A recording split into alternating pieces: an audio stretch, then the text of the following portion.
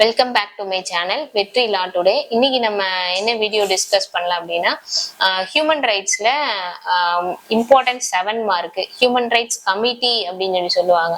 நமக்கு தெரியும் ஹியூமன் ரைட்ஸ்ல நம்ம ஹியூமன் ரைட்ஸ் ஏன் வந்துச்சு, எதுக்கு வந்துச்சு அப்படின்றதெல்லாம் நம்ம ப்ரீவியஸ் வீடியோல பார்த்தோம். யூடிஹெச்ஆர்னா என்ன, அதுல எத்தனை ஆர்டிகல்ஸ் இருக்கு, அது யூடிஹெச்ஆரும் கான்ஸ்டியூஷன் நம்ம இந்தியன் கான்ஸ்டியூஷனையும் கம்பேரிசன் பார்த்தோம். அதே மாதிரி ஐசிசிபிஆரும் பார்த்தோம். நம்ம என்ன பார்க்க போறோம்னா human rights committee. Human rights committee ஏன் உருவாச்சு, எதுக்கு உருவாச்சு, அதுல யாரெல்லாம் இருக்காங்க, அதுல இருக்க மெம்பர்ஸ் எல்லாம் யாரு, எந்தெந்த கண்ட்ரில இருந்து எவ்வளவு பேர் வருவாங்க, அந்த மெம்பர்ஸை யார் எலெக்ட் பண்ணுவாங்க, எது ஹெட் குவார்டர்ஸ், இது எல்லாத்தையும் பத்தி தான் நம்ம இப்ப டிஸ்கஸ் பண்ண போறோம். ஹியூமன் ரைட்ஸ் கமிட்டி இருக்கு. ஹியூமன் ரைட்ஸ் கமிட்டி ஐசிசிபிஆருக்கு அடுத்து இருக்க ஆர்டிகல்ஸ்ல வரும். எதுல இருந்து எது வரைக்கும் வருது அப்படின்னா ஆர்டிகல் 28 to 39 வரைக்கும் இருக்கு. ஃபர்ஸ்ட் ஆர்டிகல் 28ல என்ன சொல்றாங்க அப்படின்னா, ஹியூமன் ரைட்ஸ் கமிட்டின்னு ஒண்ணு ஃபார்ம் பண்றத பத்தியும், ஹியூமன் ரைட்ஸ் கமிட்டில எத்தனை மெம்பர்ஸ் இருப்பாங்கன்னா 18 மெம்பர்ஸ் இருப்பாங்கன்னு சொல்றாங்க. அதுக்கப்புறமா ஹியூமன் ரைட்ஸ் கமிட்டில அதாவது ஒரு மெம்பரா இருக்கணும் அப்படின்னா அவங்களுக்கு வெல் நாலேஜ்டு மாரல் பர்சனா இருக்கணும் அப்படின்னு சொல்லி சொல்றாங்க. பிளஸ் ஹியூமன் ரைட்ஸ் ரிலேட்டடான விஷயங்கள் அவங்களுக்கு தெரிஞ்சிருக்கணும் அப்படின்னும், அதுக்கப்புறமா லீகல் நாலேஜஸும் இருக்கணும் அப்படின்றதுதான் ஆர்டிகல் 28ல சொல்றாங்க. ஆர்டிகல் 29ல என்ன சொல்றாங்க அப்படின்னா, இப்ப நம்ம எத்தனை ஒவ்வொரு கண்ட்ரில இருந்தும் மெம்பர்ஸ் எடுப்பாங்கன்னு சொல்லியாச்சு. ஒவ்வொரு கண்ட்ரில இருந்தும் 2 மெம்பர்ஸ் எடுப்பாங்களாமா. அவங்களும் லீகலி மாரல் பர்சனாவும் லீகல் நாலேஜ் இருக்க பர்சனும் 2 பேர் எடுப்பாங்களாமா. அந்த 2 அதுக்கப்புறமா என்ன சொல்றாங்க அப்படின்னா, இப்போ எலெக்ஷன் கண்டக்ட் பண்ணுவாங்க அப்படின்ற மாதிரி சொல்றாங்க. எலெக்ஷன் அப்படின்னா நம்ம ஒவ்வொரு கண்ட்ரீஸ்ல இருந்தும் 2 பேர் சூஸ் பண்ணி நம்ம அனுப்புறோம்ல, அந்த மெம்பர்ஸ்குள்ள எலெக்ஷன் கண்டக்ட் பண்ணுவாங்க. யாரு கண்டக்ட் பண்ணுவாங்கன்னா செக்ரட்டரி ஜெனரல் ஆஃப் யுனைடெட் நேஷன்ல இருக்க மெம்பர் எலெக்ஷன் கண்டக்ட் பண்ணுவாங்க அப்படின்னு சொல்லி சொல்றாங்க.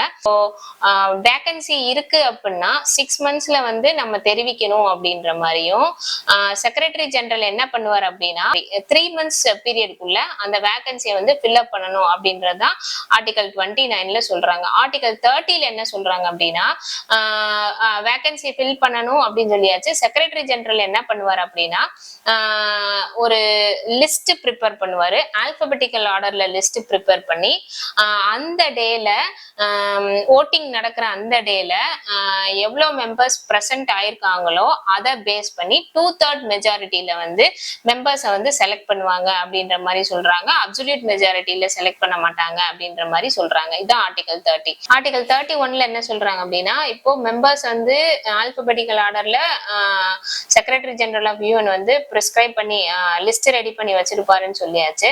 அதுக்கடுத்து ஆர்டிகல் 31ல என்ன சொல்றாங்கன்னா, ஒவ்வொரு கண்ட்ரில இருந்தும் 2% தான் எடுப்பாங்க, நாட் மோர் தேன் 2 மெம்பர்ஸ் அப்படின்றத சொல்றாங்க. அதுக்கப்புறம் என்ன சொல்றாங்கன்னா, ஜியோகிராபிக்கல் இத பேஸ் பண்ணி, அதாவது கண்ட்ரியோட அந்த இப்போ ஹையஸ்ட் கண்ட்ரி, அதாவது பாப்புலேஷன் அதிகமா இருக்க கண்ட்ரி, எர்த்லயே இதுதான் லேண்ட் ஸ்பேஸ்ல பெருசு, இது சிறுசு அப்படின்ற மாதிரி இருக்கும் பாத்தீங்களா. இதெல்லாம் பேஸ் பண்ணியும் மெம்பர்ஸ் சூஸ் பண்ணுவாங்க அப்படின்ற மாதிரி சொல்றாங்க. இப்போ எலெக்ட் பண்றாங்க ஒரு பர்சன், சில பர்சன்ஸ் அப்படின்னும் போது அவங்களோட டேர்ம் பீரியட் எவ்வளவுனா 4 இயர்ஸ் அப்படின்ற மாதிரி சொல்றாங்க. இப்ப ஃபர்ஸ்ட் எலெக்ஷன்ல ஒரு 9 பேரு செலக்ட் பண்றாங்க, எலெக்ட் ஆகுறாங்க அப்படின்னா அவங்களோட டேர்ம் பீரியட் 2 இயர்ஸ் ஆகும். அதுக்கப்புறம் அந்த 2 இயர்ஸ் பீரியட் முடிஞ்சதுக்கு அப்புறம் அங்க இருக்க சேர்மன் என்ன பண்ணுவாங்க அப்படின்னா இவங்களோட நேம்ஸ் எல்லாம் லிஸ்ட் அவுட் பண்ணி வைப்பாங்கன்னு சொல்றாங்க. அதுக்கப்புறமா லாட் பேசிஸ்ல சேர்மன் லிஸ்ட் அவுட் பண்ணி எடுத்து வைப்பாங்கன்னு சொல்றாங்க. இதுக்கு இடையில ரீ எலெக்ஷன் இதெல்லாமே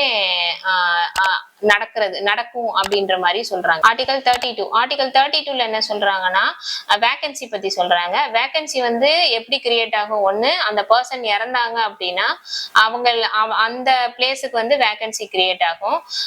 அப்படி இல்லை அப்படின்னா அந்த பர்சனோட டேர்ம் பீரியட் முடியுது, பதவி காலம் முடியுது அப்படின்னும் போது எலெக்ஷன் நடக்கும்.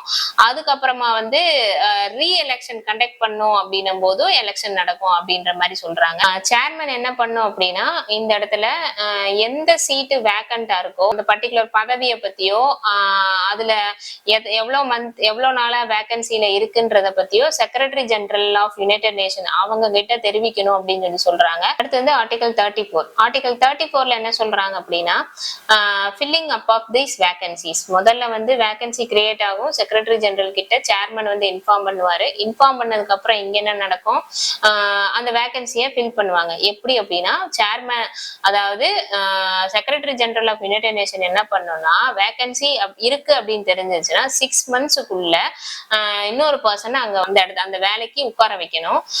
அதே மாதிரி 3 monthsக்குள்ள இந்த வேலைகள் எல்லாம் முடிச்சு ஒவ்வொரு ஸ்டேட் பார்ட்டிஸ்க்கும் ரிட்டர்ன்ல வந்து லெட்டர் அனுப்பி எலெக்ஷனை வந்து கண்டக்ட் பண்ணணும் அப்படின்ற மாதிரி சொல்றாங்க. சேம் ப்ரொசீஜர் தான். ஆல்பபெட்டிக்கல் ஆர்டர்ல லிஸ்ட் ஆஃப் நேம்ஸை வந்து எழுதி 2/3 மெஜாரிட்டி பேஸ் பண்ணி எலெக்ட் பண்ணுவாங்க அப்படின்ற மாதிரி சொல்றாங்க. இது வந்து ஆர்டிகல் 34. ஆர்டிகல் 35 வந்து சேலரியில என்ன சொல்றாங்கன்னா with the approval of general assembly of United Nation, general அசம்பிளியோட அப்ரூவல் பேஸ் பண்ணி அவங்களோட குவாலிபிகேஷன் தகுந்தாப்லையும் அவங்களோட ஒர்க் நேச்சருக்கு தகுந்தாப்லையும் சேலரியை வந்து ப்ரொவைட் பண்ணுவாங்க அப்படின்ற மாதிரி சொல்றாங்க 35ல. ஆர்டிகல் 36ல என்ன சொல்றாங்கன்னா ஸ்டாஃப்ஸ் அண்ட் அதர் ஃபெசிலிட்டிஸ், அந்தந்த பர்டிகுலர் ஜாப் நேச்சர் பொறுத்து ஸ்டாஃப்ஸ் மித்த ஃபெசிலிட்டிஸ் எல்லாமே வந்து ப்ரொவைட் பண்ணுவாங்க அப்படின்றத ஆர்டிகல் 36ல சொல்றாங்க. அடுத்து வந்து ஆர்டிகல் 37. ஆர்டிகல் 37ல என்ன சொல்றாங்க அப்படின்னா மீட்டிங் வந்து ஜெனரலா எங்க நடக்கும், ஹெட் குவார்டர்ஸ் ஆஃப் யுனைடெட் நேஷன்ஸ்ல நடக்கும். அது எங்க இருக்கு, அப்ப ஃபர்ஸ்ட் மீட்டிங் வந்து ஹெட் குவார்டர்ஸ் ஆஃப் யுனைடெட் நேஷன்ல நடக்கும், ஜெனீவால இருக்க இடத்துல. செகண்ட் மீட்டிங், அதுக்கு அடுத்தடுத்து வர சப்சிக்வெண்ட் மீட்டிங்ஸ் எல்லாமே பேஸ்ட் ஆன் தேர் அவங்க போட்டிருக்க ரூல்ஸ் படி நடத்தலாம் அப்படின்ற மாதிரி புக்ல சொல்லியிருக்கு. இந்த மீட்டிங்ல வந்து ஜெனரல் டிஸ்கஷன்ஸ் எல்லாமே பண்ணுவாங்க அப்படின்ற ஜெனரல் டிஸ்கஷன்ஸ் மோஸ்ட்லி பண்ணிட்டு இருப்பாங்க அப்படின்ற மாதிரி சொல்றாங்க. ஆர்டிகல் 38. ஆர்டிகல் 38ல என்ன சொல்றாங்கன்னா ஓத், அதாவது பதவி பிரமாணம். அந்த பதவி பிரமாணத்துல என்னென்ன பதவி பிரமாணத்தை பேசிக்கா சொல்றாங்க. யாரெல்லாம் எலெக்டட் மெம்பர்ஸோ அவங்க வந்து அவங்க ரெப்ரசென்ட் பண்ணி பதவி பிரமாணம் சொல்லுவாங்க அப்படின்ற மாதிரி சொல்றாங்க. அடுத்து வந்து ஆர்டிகல் 39ல என்ன சொல்றாங்கன்னா இந்த கமிட்டியோட ரூல்ஸை அவங்களே தான் மேட் பண்ணுவாங்க அப்படின்ற மாதிரி சொல்றாங்க. கமிட்டியில இருக்க மெம்பர்ஸோட டேர்ம் பீரியட் வந்து பதவி காலம் வந்து 2 years. They may be re-elected, அவங்களே திரும்பவும் ரீஎலெக்ட் பண்ணி எடுத்து அவங்களே திரும்ப வந்து பதவியில உட்கார வைப்பாங்க அப்படின்ற மாதிரி சொல்றாங்க. இதுதான் வந்து ஆர்டிகல் 39. இது வரைக்கும் எழுதணும். ஹியூமன் ரைட்ஸ் கமிட்டின்னு கேட்டா இது வரைக்கும் எழுதணும். இது வந்து இம்பார்ட்டன்ட் 7 mark கொஸ்டின். 7 markல கேட்டாங்க அப்படின்னா ஹியூமன் ரைட்ஸ் கமிட்டி பத்தி ஜெனரலா இன்ட்ரோடக்ஷன் மாதிரி ஒரு பேராகிராஃப்ல சொல்லிட்டு ஹியூமன் ரைட்ஸ் கமிட்டியில எத்தனை ஆர்டிகல்ஸ் இருக்கு அப்படின்றத சொல்லிட்டு அதுக்கப்புறமா நம்ம ஆர்டிகல் ஒன்னொன்னா போட்டு எழுதணும் அப்படின்னா கரெக்டா வந்துடும். ஒரு 2 to 3 pages இருக்கும். நான் என்ன ஆர்டிகல்ல என்ன சொல்றாங்க அப்படின்றத ஷார்ட்டா நான் சொல்லியிருக்கேன். நீங்க புக்கை ரீட் பண்ணும் போது உங்களுக்கு ஈஸியா அண்டர்ஸ்டாண்ட் ஆயிரும்.